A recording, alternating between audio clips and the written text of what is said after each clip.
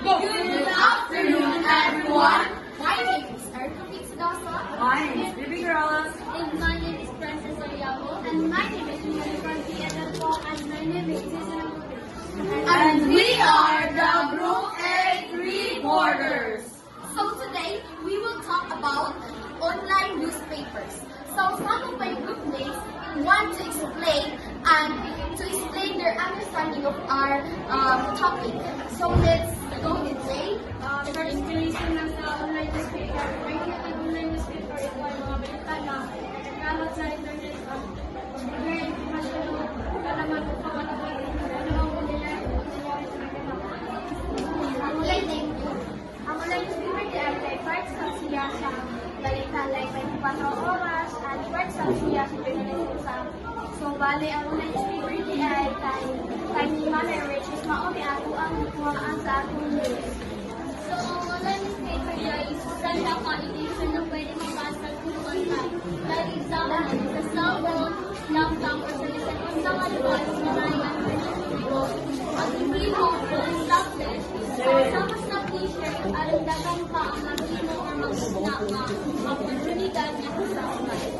Online newspapers have become an integral part of modern news consumption, offering a convenient and accessible platform for readers to stay informed about current events.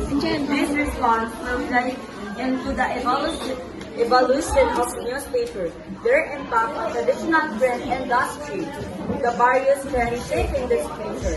So, online newspaper is an online news and or internet with internet Google like Google News, like pwede ka makita sa mga internet like cellphone, laptop, or Apple. Okay, everyone, can I have all your attention here so that makasabot ta kung unsa ang online newspaper. If mingon hip hip, unsay tubagin nyo? Hooray! Hip hip! Hooray! Okay. Please, good please, can you sit there para makita nila ang ito?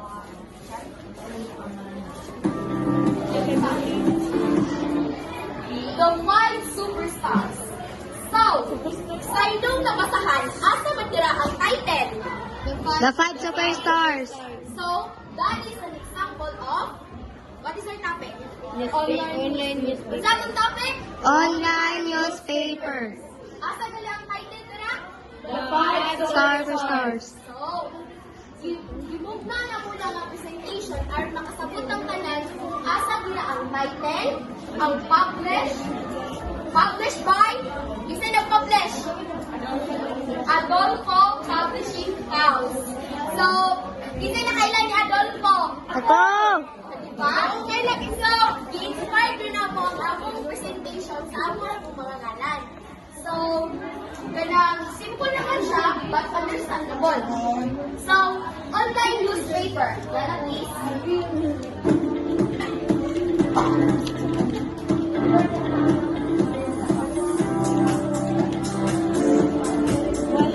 O, diba? Ang unod sa online newspaper namo is the five superstars. Kinsay nakapamilyar sa mga naong ni Ara? Ako.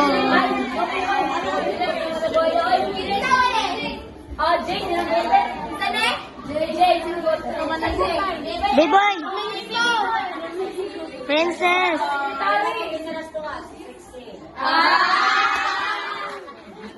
nag-agto ba din yung munisipyo na so nag-picture me para makakita na ko sa inyo kung unsa ang online newspaper na kami rin nagkaba. So, lalabis next.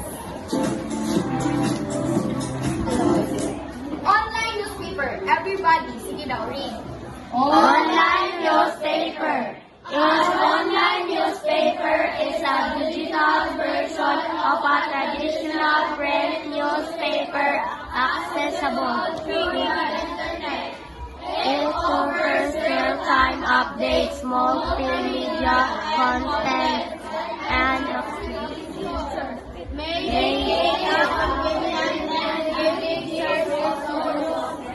online newspapers have become increasingly popular as people shift from print to digital consumption, and they are likely to continue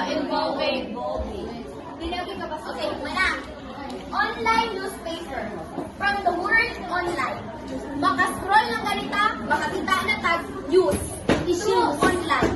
O, for example, issues. Kung sa mga example ninyo, makakita na Marites! Marites! Dagan sa pa. Unsa pa? Pwede mo mag-raise ng hands kung gusto mo maghatag ng example. Maybe, tagaan mo points, di ba? Tagaan, gusto siya, like that. Gusto mo yung makahatag ng example din? Okay? For example, kanang ay manipulation, na ay maggabay, kanang mga violent actions. So, thank you for that, for your cooperation. So, ang online newspaper, pwede na ito makita through online. Like, for example, Facebook, TikTok, ano pa, Instagram, Twitter. Kaya hindi lang makita nga online newspaper sa Google. O kung mag-search ka naman, palit naman siya dito, kita na ni mo. Like, for example, Representative, or for example, like that, President Before, declared, like Nana. So, through online, pwede na ka makakita ang mga newspaper.